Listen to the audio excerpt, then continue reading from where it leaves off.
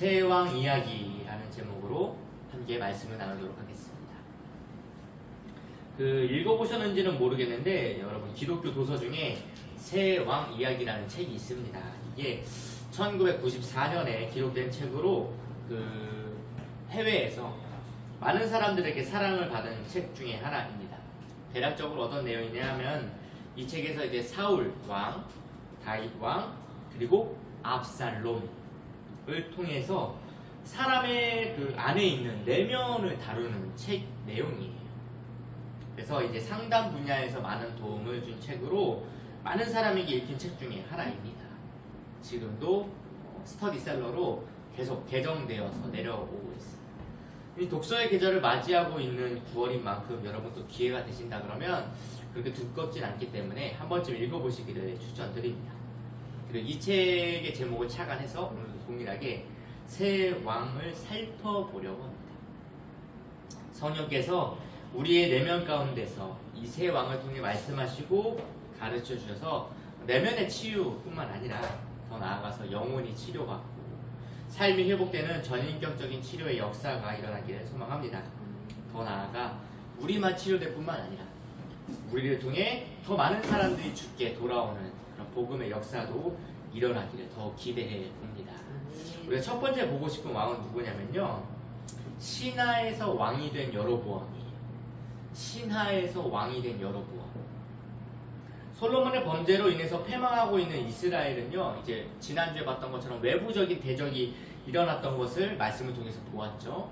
그리고 이제는 내부적인 상황이 일어나는 상황을 오늘 본문이 기록하고 있는 것입니다. 내부적인 사람으로, 내부적인 대적으로 일어난 사람은 바로 여로보암입니다. 근데 이 여로보암이 일어나게 된 사건에 대해서 저자는 아주 자세하고 반복적으로 기록하고 있어요. 이는 여로보암이 등장하게 된 것은 철저한 하나님의 주권 아래에 있었다라는 사실을 밝히기도 하는 것이면서 동시에 또한 현재 포로기에 있는 이스라엘 백성들 자신들에게 자신들이 처한 이 모든 상황 역시도 하나님이 주시는 상황임을 알려주는 중요한 신앙적 가르침이기도 합니다. 어찌되었든지 지금 솔로몬 시대에 내부적인 대적으로 여로보암이 등장을 했어요. 우리가 함께 본문을 읽어보아서 알겠지만 여로보암의 등장을 보고 있으면 여러분 뭔가 반복적인 느낌을 받게 되지 않습니까? 어떤 반복이냐면요, 여로보암의 소속이 일단 에브라임 지파 사람이라고 소개되고 있어요. 근데 이 지파를 소개한 이유는 뒤에 나올 이야기에 대한 근거를 마련하기 위해서거든요. 여로보암, 이 에브라임 지파에 있는 여로보암은 본문에 기록된 바에 의하면 매우 성실한 사람이고 큰 용사라고 불려서 이것이 솔로몬의 눈에 띄어가지고 솔로몬이 어떻게 하냐, 요셉 지파를 다스리도록 그를 세웁니다. 이게 그 스토리의 전말이에요. 그만큼 중요한 인물로 이 여로보암이 등장을 해요. 솔로몬 시대에 중요한 신하로서. 근데 우리가 가볍게 여기지 말아야 할 것 중 하나는요, 성경이 지파에 대한 이야기를 한다는 것이에요. 그것이 뭐냐, 요셉 지파는 여러분 출애굽 이전부터, 그러니까 요셉에 의해서 야곱의 12아들들, 야곱과 12아들들이 애굽으로 들어가잖아요. 그때부터 이미 요셉 지파는 이스라엘, 그러니까 야곱의 12형제들 중에 최고였어요. 제일 최고로 힘이 있을 수밖에 없어요. 왜냐, 요셉 때문에 자기들이 건진받았잖아요. 이뿐만이 아니라 요셉 지파 안에 있는 이 에브라임, 요셉의 자녀중 에브라임 지파에서는 누가 나왔냐, 역사적으로 여호수아가 나왔고, 또 땅 분배를 할 때 당시 이스라엘 지리적 요충지라고 불리는 실로라는 지역이 있거든요. 이 지역이 바로 에브라임 땅이에요. 에브라임 땅. 그러니까 땅적으로나 지파적으로나 봤을 때 에브라임 지파 하면은 실질적인 요충지를 가지고 있는 중요한 요셉 지파의 힘 있는 지파라고 본다는 거예요. 이것이 왜 중요하냐? 우리는 잘 모를 수 있겠지만 이 다윗의 가문은 무슨 지파죠? 유다. 그러니까 유다와 에브라임 간에 알게 모르게 경쟁 구도가 있는 거예요. 이스라엘 안에도. 그도 그럴 것이, 제 생각해 보세요. 다윗의 성을 재건하는데, 오늘 본문에 다윗의 성을 다시 보수공사를 하는데 유다 지파 사람을 쓴 게 아니라 누구 썼다고요? 요셉 지파를 썼어요.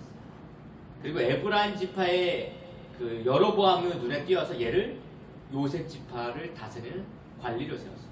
왜 다윗의 성 유다 지파 사람들이 해도 되는 그 보수 공사를 왜 요셉 지파를 하게 만들었으며 여기에 수장을 여로보암을 세웠을까?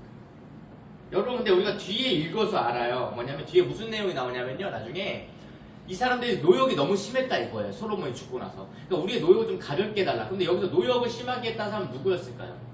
모르는 노예들이었을까요? 아니죠. 요셉 지파 사람들이. 그러니 여로보암이 대장이 돼서 분열이 일어나는 거거든요. 힘들어하는 요셉 지파가 당연히 요구했을 건 당연합니다. 이제는 좀 그만 좀 했으면 좋겠습니다. 가볍게 해주십시오. 라고. 이것을 시작으로 무엇이 시작되냐? 분열 왕국의 발판이 시작되는 거예요. 그러니 에브라임 지파 출신이라고 불리는 여로보암은 유다 지파와 이제 라이벌 구도에 있는 대표적인 인물로 꼽히게 되는 것이죠. 그러나 이런 출신의 배경도 물론 중요하지만 우리가 보고자 하는 더 중요한 사실은 뭐냐면요. 하나님께서 이미 솔로몬에게 말씀하신 것을 지키기 위해 여로보암을 사용하신다는 거예요. 무엇을 약속하셨습니까? 솔로몬에게 지난번에 무엇을 말씀하셨어요? 솔로몬의 왕위를 누구에게 준다고 말씀하셨습니까? 신하에게 준다고 했어요. 왕의 후손에게 주는 게 아니었어요. 그러니까 솔로몬의 여러 아들들 중에 하나에게 주겠다가 아니었어요. 신하에게 주겠다고 했어요. 그리고 완전히 왕가의 후손이 아닌 다른 신하에게. 거기에 여로보암이 이미 이전에 솔로몬의 눈에 들어와서 마침 왕의 신하로서 요셉 지파를 다스리는 역할을 감당하는데 이것이 여로보암의 등장이자 여로보암이 대적하여서 일어나게 된 사건의 계기. 그리고 마침 여로보암은 어떤 상황을 마주해요? 선지자 아히야를 통해 자신이 왕이 될 것에 대한 말씀을 받아요. 그리고 어떤 일이 일어납니까?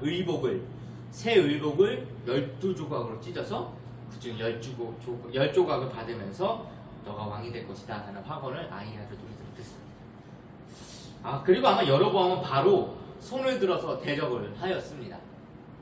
왜냐면요 오늘 본문에 우리가 함께 읽어서 알겠지만 어떤 일을 하니까 솔로몬이 그를 죽이려 하였다는 것을 통해 알 수 있기 때문에 그래요. 그로 인해 여로보암은 솔로몬의 손을 피해서 애굽으로 도망하고 거기서 솔로몬이 죽을 때까지 머물렀다라는 내용이 여로보암에 대한 소개. 여러분 이걸 보면서 뭔가 조금은 다르지만 비슷한 다윗의 스토리가 보이지 않습니까? 다윗도 사울이 하나님을 떠나자마자 어떤 일이 일어나요? 사무엘에 의해 기름 부음을 받아요. 소년 때. 그리고 다윗이 또 어때요? 활동을 하기 시작하는데 어디서 활동을 시작해요? 사울 밑에서 활동을 시작해요. 그 계기가 뭡니까? 골리앗과의 전쟁이잖아요. 거기서 이기자마자 바로 사울 밑으로 들어와요. 그래서 다윗이 사울 아래에서 활동하기 시작하고 어떤 결정적인 사건을 중심으로 사울은 다윗을 죽이기 시작하는 게 죽이기 위해 애쓰는 사건으로 스토리가 흘러가잖아요. 결국 다윗 또한 어떻게 해요? 사울을 피해서 블레셋으로 가요. 너무나 비슷한 스토리가 이 여로보암에게서 보여요. 근데 물론 다윗과는 차이가 분명히 있어요. 무엇이냐?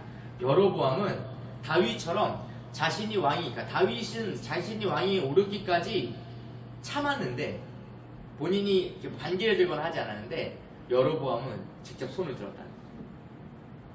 손을 들어 왕을 대적한 이유는 자신이 이스라엘 지파 중 10지파를 가지고 왕이 될 것에 대한 약속을 받았기 때문에 그런 겁니다. 즉 다윗과는 다르게 즉시로 그는 솔로몬을 대적한 것이죠. 물론 이런 여로보암에게도 하나님은 언약하셨어요.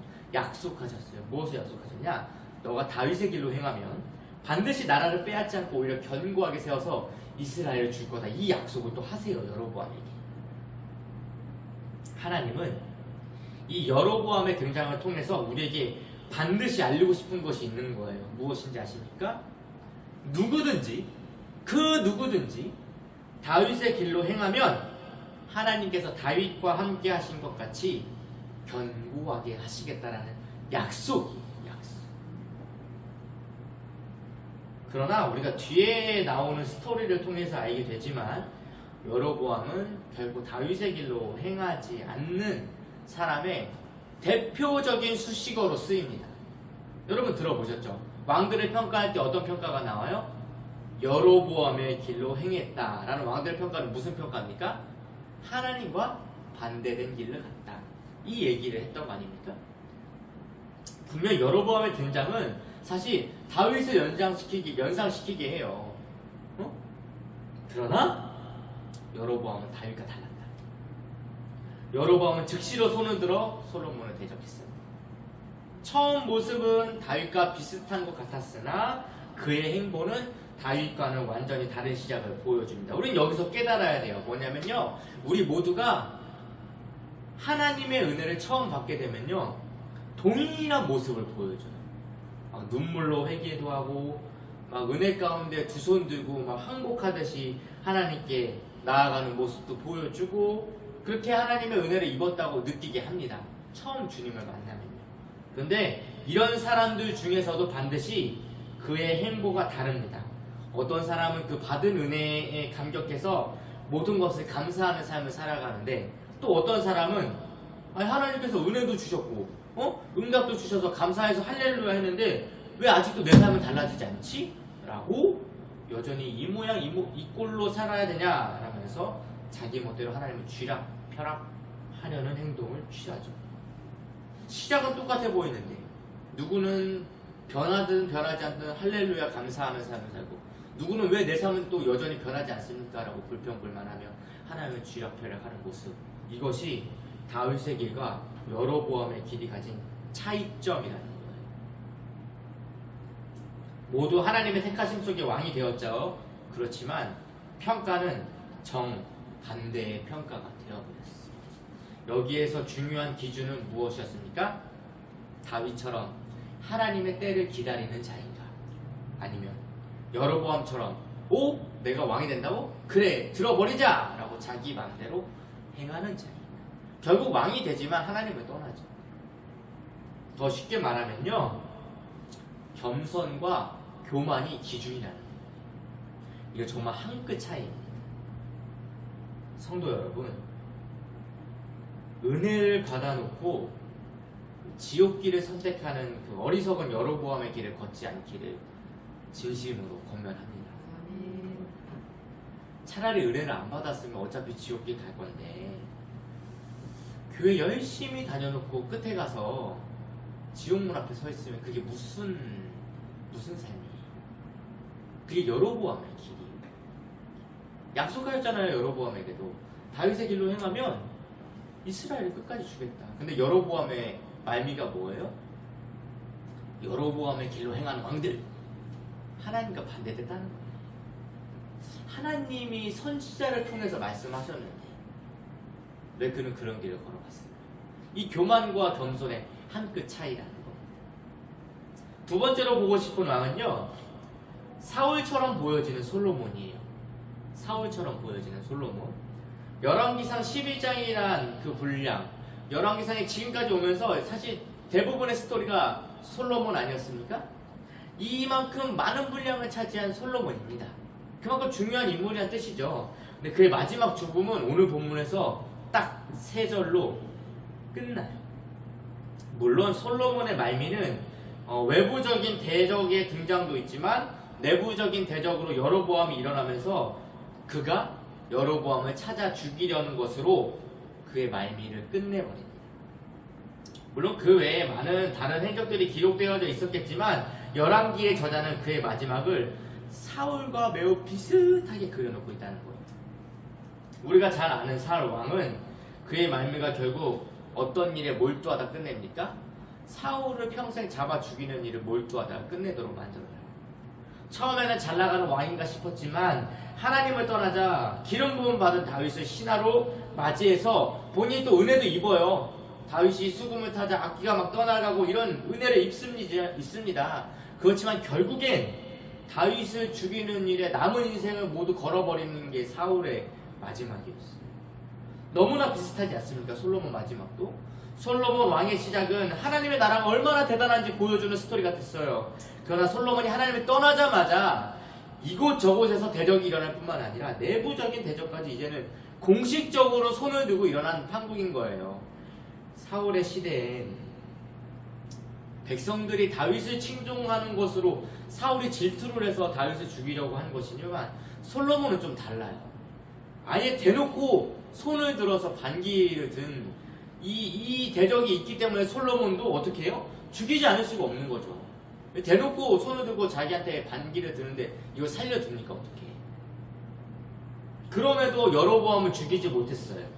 사울이 블레셋으로 도망한 다윗을 죽이지 못했던 것처럼 마찬가지. 솔로몬이 기록한 그 전도서의 고백처럼 그의 말미를 세 절로 딱 끝나는 걸 보면서 참 헛되고 헛된 그 허무함만을 남긴 말미가 아닌가 이렇게 생각해 보게 돼요. 이것을 보면서 세상의 부귀 영화가 얼마나 부질없는 것인지 또 한 번 생각하게 됩니다. 정말 귀한 건 뭐냐면요, 여러분, 끝까지 하나님 안에 거한 인생이 가장 귀하다는 거예요. 성도 여러분, 우리 잘 살고 싶지 않습니까? 그렇죠? 근데 정말 잘 사는 것은 이 하나님과 함께 사는 것이잖아요. 하나님은 누구보다도 우리를 너무 잘 아세요. 믿으십니까? 그렇기 때문에 우리가 하나님 안에 있도록 하기 위해서 모든 상황과 환경과 인생을 다스리시는 줄로 믿습니다. 잘 생각해 보세요. 물질적 부유함 때문에 하나님을 찾지 않는 사람보다 물질적 부족함으로 인해 하나님을 찾는 인생이 더 복되다는 것입니다. 사업의 잘됨으로 하나님을 떠나는 인생보다 사업의 부지로 인해서 하나님께 매달리는 인생이 더 복되다는 것이에요. 솔로몬의 인생은 우리에게 다른 그 무엇보다도 하나님이 가장 중요하다라는 것을 거듭거듭 보여주고 있어요. 하나님으로 시작한 그 사울이 하나님을 떠난 모습과 하나님으로 시작한 솔로몬이 하나님을 떠난 모습이 너무 일맥상통하지 않습니까? 그러나 그 와중에도 다윗의 길은 달라요. 똑같이 다윗도 하나님으로 시작했지만 다윗에게 그렇다고 범죄가 없었던 건 아닙니다, 여러분. 범죄로 따지면 다윗이 더 심각해요. 다윗이 하나님의 경고와 채찍을 여러 번 맞았어요.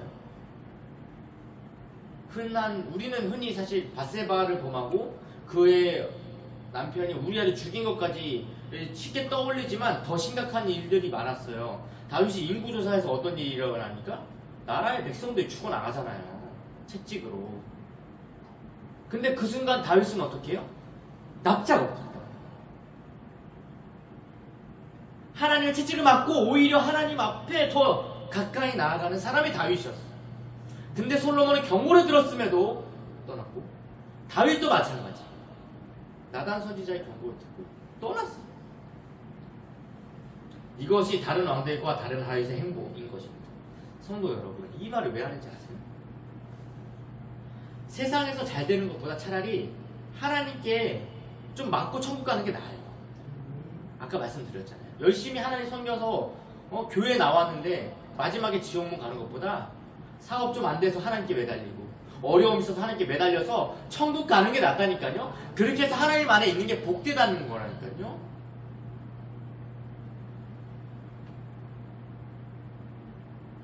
인생의 어려움으로 더욱 하나님을 찾게 하시는 그 은혜에 감사해야 합니다. 잘 되지 않더라도 주님과 한 걸음 한 걸음 걷게 하시는 은혜를 감사하십시오. 여러분, 그 주님 없이 탄탄대로를 가는 것보다 주님과 함께 좁은 길을 가는 것이 진정한 축복인 줄로 믿습니다. 우리가 또 한 명 보고 싶은 마지막 왕은요, 다윗의 등불 예수 그리스도입니다. 다윗의 등불 예수 그리스도. 여로보암의 등장과 솔로몬의 죽음에 대한 오늘 본문인데 그 속에서도 하나님은 하나님의 역사를 보여주는 핵심적인 씨앗을 심어놓고 계심을 우리 발견할 수 있어요. 여로보암이 왕이 되어서 여러분 다윗의 자손을 잠시 괴롭히겠지만 이것도 잠깐이라고 말씀하셨어요. 하나님은 그럼에도 불구하고 다윗에게 한 지파를 남겨두어서 뭐라고 말씀하시죠? 항상 내 앞에서 등불을 가지고 있게 하리라 라고 다윗과 하신 약속을 지키실 것을 언급하세요. 왜 앞에 하나님은 한 등불이라고 하셨습니까? 등불. 어두운 길을 비추는 등불. 세상의 유일한 빛.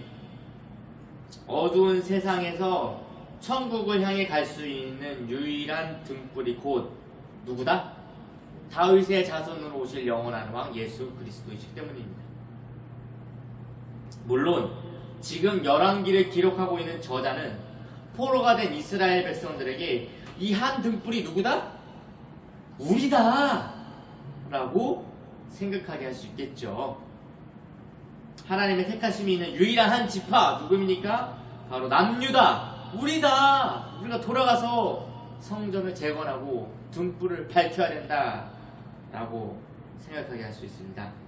그러나 역사적으로 그들이 다시 지은 성전도 무너졌습니다. 그렇지만 다윗에게 약속하신 영원한 왕으로 예수 그리스도께서 등불이 되어서 우리에게 오셨어요. 주님을 통해서만 볼 때 이 세상을 제대로 볼 수 있습니다. 믿으십니까? 길을 제대로 알 수 있고 밝게 볼 수 있어요. 그러니까 주님을 통해 보지 않으면 모두가 다 오해, 속고 그리고 잘못 볼 수밖에 없습니다. 우리는 이 등불이 없이는 하나님께 나아갈 수가 없습니다. 물론 새 왕의 이야기 중에 마지막으로 다윗 왕 이렇게 소개할 수 있겠지만 오늘은 그 다윗의 등불이신 예수 그리스도를 언급하지 않을 수가 없습니다. 지금 이스라엘의 역사적 스토리상으로는 여로보암과 솔로몬만 보이잖아요. 사실 오늘 배경에 그 두 사람만 등장하고 있잖아요. 근데 하나님은 그 두 사람 이면에 언제나 누구 준비하고 계셨다고요? 진정한 왕이신 다윗의 왕위를 준비하고 계셨다는 것을 볼 수 있는 본문이지 않습니까? 여러분 근데 지금도 마찬가지. 우리의 삶에 보이는 것이 전부처럼 보이죠. 들리는 소식들을 보면은 뭐 미국이 어쩌다, 중국이 어쩌다, 이 나라 저 나라에 대한 소식이 우리로 하여금 어떤 일이 또 일어나게요? 막 주가가 들쭉날쭉 뛰게 만들고 세계 경제를 쥐락펴락하는 것처럼 보이죠. 뭐 사인을 하니 많이, 뭐 문제가 있니 없니, 소통이 되니 많이, 뭐 이런 얘기들이 있어요. 그런데 진정한 역사는 하나님께서 예수 그리스도의 재림을 준비하고 계시다는 겁니다. 이게 진짜 중요한 정보예요. 나라가 잘 되고 못 되고 경제가 부강하고 서민의 삶이 나아지는 것은 사실 그리스도인에게는 아무런 관심사가 아닙니다. 우리의 관심은 뭐여야 돼요? 다윗의 등불이신 예수 그리스도의 불이 지금도 비춰지고 있는가 우리의 삶에. 이걸 봐야 되는 거예요. 이걸. 내 안에 그리스도의 빛이 있는가. 열처녀의 비유잖아요. 등불 꺼지지 않게 기름 계속 준비하고 있어야 되는 거.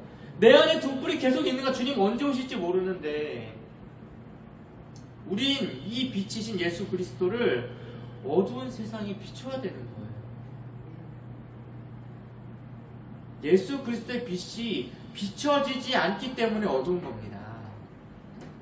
세상이 점점 더 어두워져가는 이유는요, 세상은 원래 어두웠어요. 근데 그곳에 누가 오셨습니까? 빛이신 주님이 오셔서 이제 밝아졌는데 그 빛을 받은 우리가 빛을 비추지 않으니까 점점 어두워져 간다고 느끼는 거예요. 무슨 말씀이에요? 그리스도의 빛을 가진 우리가 더 이상 등불을 밝히지 않는 거예요. 생각해 보세요, 여러분. 대한민국에만 봐도 얼마나 많은 성도들이 있습니까? 정확히 2023년 2년 전 기준에 의하면 기독교인은 우리나라의 20%라고 했어요. 기독교인. 종교 비율 중에 기독교인 20%가 제일 많아요. 천주교도 그 10몇 %밖에 안 돼요. 23년 기준에 의하면. 불교도 더 아래고요. 무교가 50%. 그러니까 쉽게 말하면 5명 중에 1명은 기독교인이라는데 당연히 다른 종교보다 높은 비중이죠. 전 세계적으로 봐요? 더 높아요. 전 세계적으로는요. 전 세계 인구 중에 33%가 기독교인이라고 통계가 나오고 있어요. 3분의 1이 기독교예요. 세계 공항에 나가면 3명 중에 1명은 기독교인이라는 거예요. 근데 왜 세상이 어둡습니까? 왜 불법과 무법이 난무하고 거짓이 판을 치고 진실이 가려지고 부정부패가 만연할까요? 한국만 봐도 5명 중에 1명이 등불을 들고 있어도 대한민국이 어둠이 아니라 반짝반짝할 텐데 우리가 느끼기엔 어떻습니까? 대한민국이 하나님 앞에서 밝습니까? 둘 중에 하나겠지요. 그리스도의 불을 꺼버린 성도가 많거나 아예 불이 없는데 그리스도의 불이 있는 척하는 성도가 있는 거겠죠. 성도 여러분, 하나님은 모든 일들이 다윗의 길로 행하게 하여 그리스도를 닮기를 원하세요. 믿으십니까? 그래서 솔로몬 시대에도 여로보암과 솔로몬의 죽음만 드러나는 것처럼 오늘 본문에 보이지만 그 가운데 다 하나님은 다윗의 등불을 준비하고 계셨어요. 영원한 왕이. 지금도 마찬가지. 우리도 다시 오시기로 약속하신 예수 그리스도의 빛을 비춰야 합니다. 이것이 다윗의 길로 행하는 것이고요. 그리스도를 닮아가는 성도의 삶입니다, 여러분. 잊으시면 안 돼요. 여러분, 우리 잘 살자고 교회 다니는 거 아니고 우리 좀 나아지자고 예수 믿는 거 아닙니다. 주님께서 죽어야 우리의 삶에 빛을 주셨고 이제는 우리로 하여금 그 빛을 비춰라 라고 사명을 주신 거예요. 우리 그러기 위해서 계속 모여서 예배하고 우리가 어떤 존재지, 우리가 뭐 하는 사람들이지, 우리가 무엇을 위해 모이지, 무엇을 위해 예배하지 계속 듣는 거예요. 여러분, 우리 삶을 좀 돌아보십시오. 각자의 삶 속에 분명히 빛을 비춰야 할 부분이 성령을 통해서 깨닫게 하실 줄로 저는 믿습니다. 그럼 말씀을 정리하겠습니다. 우리 오늘 본문에서 새 왕을 봤어요. 신하이지만 왕이 된 여로보암을 봤고 사울과 비슷한 모습을 보여준 솔로몬을 봤어요. 그럼에도 불구하고 마지막으로는 누구를 보았습니까? 여전히 다윗의 등불이신 예수 그리스도를 보았습니다. 본문을 통해서 현 시점은 이스라엘은 망하는 길로 가고 있고 이제 반역이 일어날 거고 분열을 앞두고 있어요. 그런데 그럼에도 불구하고 하나님은 영원한 왕 다윗의 등불이신 예수 그리스도를 준비하고 계셨음을 오늘 본문을 통해서 발견합니다. 성도 여러분, 우리 삶 속에 언제나 이 예수 그리스도의 등불이 밝혀지기를 소망합니다. 그래서 죄가 우리를 찾아올 때 이 등불 때문에 피할 수 있고 사단이 우리를 삼키려 할 때 대적할 수 있는 빛의 사자들로 살아가시기를 소망합니다. 하나님은 우리의 삶을 통해 그리스도의 빛이 비춰지기를 원하십니다. 그리스도의 빛이 전파됐는데 때때로는 물질이 필요할 수도 있죠. 때때로는요 건강이 필요할 수 있어요. 왜요? 예수님이 오셔서 그 일을 하셨잖아요. 아픈 자들 치료해 주셨고 가난한 자들 먹여 주셨고 배고픈 이들에게 밥 주시고 마음 상한 자들 치료해 주셨잖아요. 예수님 하신 일도 그 일이에요. 필요하면 그 일을 행하십니다. 그런데 이것은 정말 부수적이라는 거예요. 예수님은 궁극적으로 뭐 때문에 오셨어요? 십자가에 달려 죽으시면 되죠. 아니 계속 우리를 치료하고 먹이고 살리는 데 했으면 계속 먹이고 살리시면 되는데 주님은 그걸 끝까지 하지 않으시고 십자가를 달렸어요. 우리에게 물질, 건강 필요해요. 근데 이게 중요하지 않아요. 부수적이에요. 우리는 무엇을 위해 물질과 건강이 필요하냐? 그리스도의 빛을 비추기 위해 필요해요. 그래서 여러분 우리의 삶의 방향을 분명히 해야 됩니다. 여로보암도 아니고요. 솔로몬도 아니었어요. 우리는 그리스도의 왕의 길을 걸어가야 합니다. 성도님의 삶 가운데 그리스도의 빛으로 찬란하게 빛나는 삶이 되시길 예수님의 이름으로 축복합니다. 기도하겠습니다.